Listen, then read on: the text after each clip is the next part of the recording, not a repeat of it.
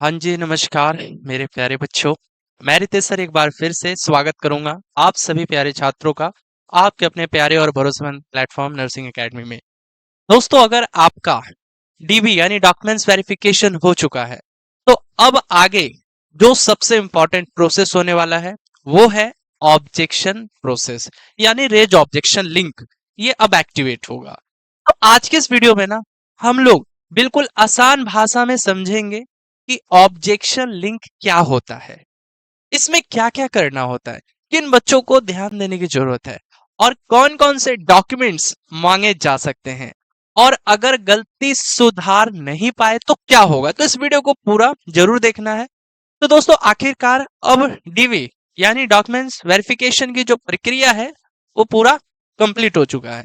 अब इसके बाद बोर्ड की तरफ से जो अगला प्रोसेस आएगा वो है ऑब्जेक्शन लिंक का जारी होना। तो अब बहुत से सारे बच्चों के मन में ये सवाल चल रहा होगा कि आखिर ये ऑब्जेक्शन प्रोसेस क्या होता है। अब यहां पर ना एक बहुत ही इंपॉर्टेंट बात आपको समझना है। डीवी प्रक्रिया हो जाने के बाद डीबी प्रक्रिया हो जाने के बाद भी कई बार बोर्ड को ऐसा लगता है कि कुछ बच्चे ऐसे हो सकते हैं जो गलत जानकारी देने के बावजूद डीबी में पकड़े नहीं गए।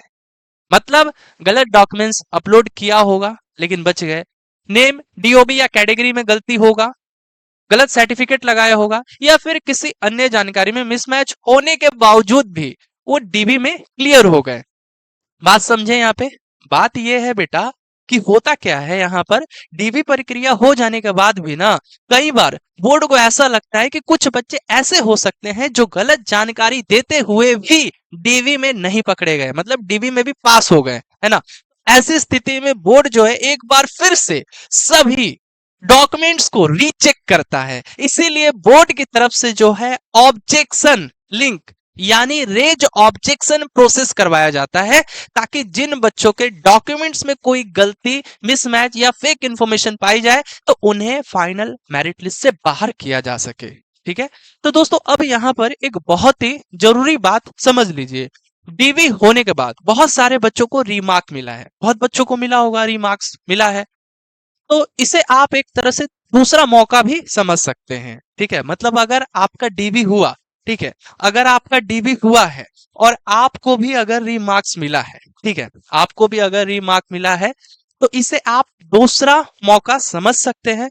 मतलब अगर डीवी के समय आपसे किसी डॉक्यूमेंट्स या सर्टिफिकेट की मांग की गई थी, तो जब ऑब्जेक्शन लिंक जारी होगा ना तो वहां पोर्टल में उसी चीज की टिप्पणी यानी रिमार्क लिखा हुआ रहेगा। जैसे एनसीएल सर्टिफिकेट अपलोड करो, प्रॉपर मार्कशीट अपलोड करो, रजिस्ट्रेशन नंबर दो, करेक्ट डॉक्यूमेंट सबमिट करो। तो जो भी चीज वहां मांगी जाएगी, ठीक है, मतलब जब ऑब्जेक्शन लिंक जो है ना जारी होगा, ऑब्जेक्शन लिंक जारी होगा, ठीक है, तो वहां पे सबसे पहले आपको क्या करना है, वहां पे आपको अपना प्रोफाइल जो है लॉगिन कर लेना है।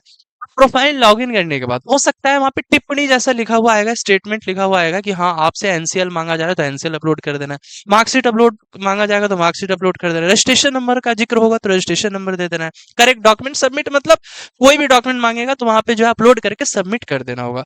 तो जो भी चीज वहां मांगी जाएगी उसे सही तरीके से अपलोड करके सबमिट कर देना है। बहुत बच्चों को रीमार्क मिला है, बहुत से बच्चों को रजिस्ट्रेशन नंबर को लेकर मिला है, बहुत से बच्चों को एनसीएल को लेकर मिला है, बहुत बच्चों को मार्कशीट लेकर मिला था डीवी में।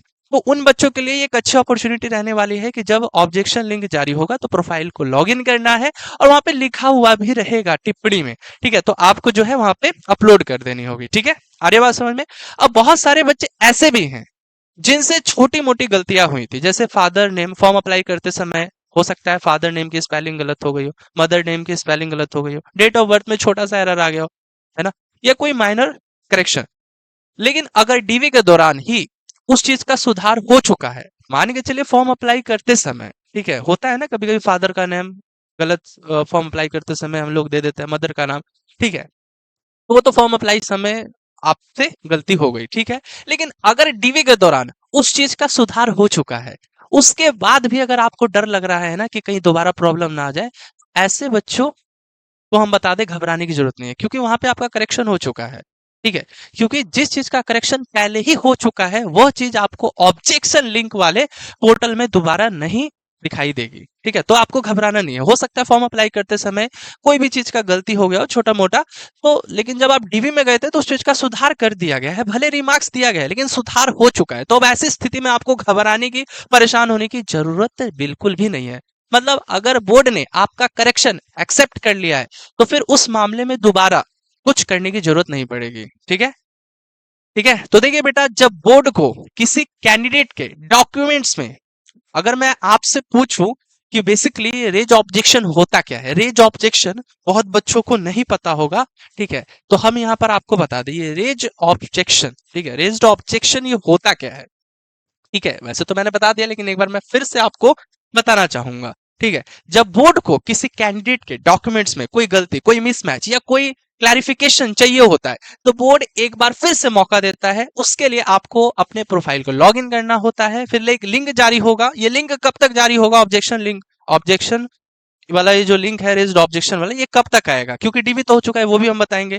तो होता क्या है, जब बोर्ड को किसी कैंडिडेट यानी किसी भी स्टूडेंट के डॉक्यूमेंट में कोई गलती या कोई मिसमैच या कोई क्लैरिफिकेशन चाहिए होता है तो बोर्ड जो है क्या करता है, एक बार फिर से मौका देता है, यानी उसके लिए लिंक जारी करता है। फिर आपको अपना प्रोफाइल लॉगिन करना होता है और वहां पे एक कमेंट दिखाई देगा, एक टिप्पणी दिखाई देगा। ठीक है, तो उस टिप्पणी को अच्छे से पढ़ना है और जो भी चीज मांगा गया है वहां पे बस अपलोड कर देना है। हो सकता है मार्कशीट मांग ले, हो सकता है रजिस्ट्रेशन नंबर मांग ले, हो सकता है एनसीएल सर्टिफिकेट मांग ले, हो सकता है कास्ट सर्टिफिकेट, हो सकता है ईडब्ल्यूएस, हो सकता है आइडेंटिटी प्रूफ या कोई भी पर्सनल डॉक्यूमेंट। ठीक है, जो भी आपसे मांगा जाए उसे सही तरीके से अपलोड करके सबमिट कर देना है। ठीक है, अब देखिए किन बच्चों को ज्यादा ध्यान देने की जरूरत है। दोस्तों, बहुत सारे बच्चों ने फॉर्म भरते समय छोटी छोटी गलतियां तो हो ही जाती है ना। जैसे फादर नेम में एरर, मदर नेम में एरर, मार्कशीट की जगह हो सकता है बहुत से बच्चे मार्कशीट की जगह रजिस्ट्रेशन नंबर अपलोड कर देते हैं, रजिस्ट्रेशन की जगह मार्कशीट अपलोड कर देते हैं। ठीक है, या फिर कोई भी गलत डॉक्यूमेंट्स अपलोड हो जाता है। बोर्ड की तरफ से जो है ना आपके लिए कोई रिमार्क आता है।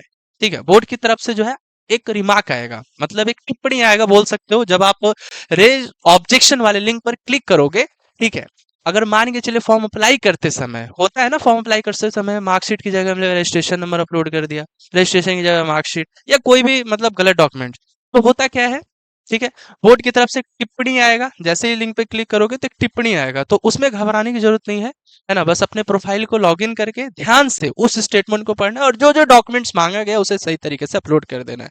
अगर कोई रिमार्क नहीं आया, मतलब कोई टिप्पणी नहीं आया, तो क्या करे? तो बेटा देखो, वैसे तो कहने का मतलब जब रेज ऑब्जेक्शन लिंक जारी होगा तो सब बच्चे को अपने प्रोफाइल को लॉगिन करना है, प्रोफाइल को लॉगिन करना है और चेक करना है। अगर आया है तो सही बात है, लेकिन अगर नहीं आया है, कोई टिप्पणी नहीं आया है, मतलब कोई रिमार्क नहीं आया है, तो भाई आपको घबराने की जरूरत नहीं है ना। मतलब अगर आपके पोर्टल में बोर्ड की तरफ से कोई भी टिप्पणी या स्टेटमेंट नहीं लिखा है तो आपको कुछ करने की जरूरत नहीं है, मतलब आपका प्रोसेस सही चल रहा है। ठीक है, आ रही है बात समझ में? तो बेटा ऑब्जेक्शन लिंक ये कब तक आ सकता है, अब ये जो है काफी बच्चों का सवाल है। तो अब बात करें सबसे इंपॉर्टेंट सवाल कि आखिर ये ऑब्जेक्शन लिंक कब तक जारी होगा। तो दोस्तों इसमें थोड़ा सा समय लग सकता है। क्यों? क्योंकि बेटा जो कैंडिडेट है वो 8,000 से 9,000 के बीच में है ना, बहुत सारे बच्चे हैं।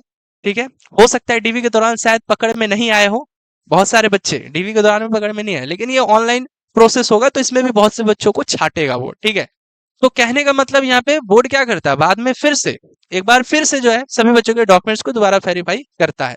तो बेटा यहाँ पर 1 से 1.5 महीने का समय, क्योंकि बेटा बहुत लार्ज संख्या में स्टूडेंट है, तो यहाँ पे 1 से 1.5 महीना आप जो है ये लेकर चल सकते हो। मतलब यहाँ पर 1 से 1.5 महीना इजीली लग जाएगा। ठीक है, तो आपको घबराने की जरूरत नहीं है, आपको हमारे चैनल पे एक्टिव रहना है, आपको हमारे चैनल से जुड़े रहना है। अगर आप हमारे चैनल से जुड़ते हो तो यहाँ पर आपको एकदम सटीक जानकारी मिलेगी, ऑथेंटिक न्यूज मिलेगा। ठीक है, हर एक चीज का जो है यहाँ पे जेन्युइन चीजें अपलोड की जाती है। ठीक है, आ रही बात समझ में? तो बस 1 से 1.5 महीने का इंतजार कीजिए, फिर उसके बाद जो है आपको देखने को मिल जाएगा। ठीक है, मतलब देखिए, अगर आप बीटीएससी स्टाफ नर्स भर्ती की तैयारी कर रहे हैं, एनएम्स, जीएनएम, मतलब किसी भी चीज की तैयारी कर रहे हैं, तो सबसे पहले अपडेट पाने के लिए हमारे यूट्यूब चैनल नर्सिंग एकेडमी को जरूर सब्सक्राइब कीजिएगा। और साथ ही साथ जो बच्चे स्टाफ नर्स भर्ती 2026, मतलब जो वैकेंसी अभी आने वाली है, एक और वैकेंसी आने वाली है, वो किसके तरफ से होगी? तो स्वास्थ्य विभाग की तरफ से आएगी, बीटीएससी की तरफ से नहीं, स्वास्थ्य विभाग की तरफ से आएगी, कॉन्ट्रैक्ट बेस्ड वैकेंसी रहेगी। तो अगर आप उस वैकेंसी की तैयारी करना चाहते हैं तो उसके लिए आप लोग हमारे उत्कर्ष बैच को ले सकते हैं, और इस बैच का प्राइस जो है 699 है, और ये बैच अभी हाल ही फिलहाल शुरू होने वाला है। तो जल्दी से आप लोग इस बैच को ले लीजिए और अपनी तैयारी तैयारी शुरू कीजिए। इसमें आपको लाइव क्लासेस मिलेंगे, रिकॉर्डेड वीडियो मिलेंगे, class notes PDF, weekly test, daily quiz, doubt form और डाउट एआई और 3500 प्लस वीवीआईपी क्वेश्चन भी मिलेंगे। तो बैच को परचेस करने के लिए क्या करना है, स्टडी विद रितेश आपको इंस्टॉल करना है, नाम नंबर रजिस्टर करना है, पेड कोर्स में जाना है और स्टाफ नर्स भर्ती वाले बैच को सेलेक्ट करके, स्टाफ नर्स भर्ती वाले ऑप्शन को सेलेक्ट करके उत्कर्ष बैच को बाई कर लेना है। ठीक है, बैच का प्राइस 699 है। या अधिक जानकारी के लिए ये हमारा ऑफिशियल नंबर है, आप इस पे भी जो है हमें कांटेक्ट कर सकते हैं।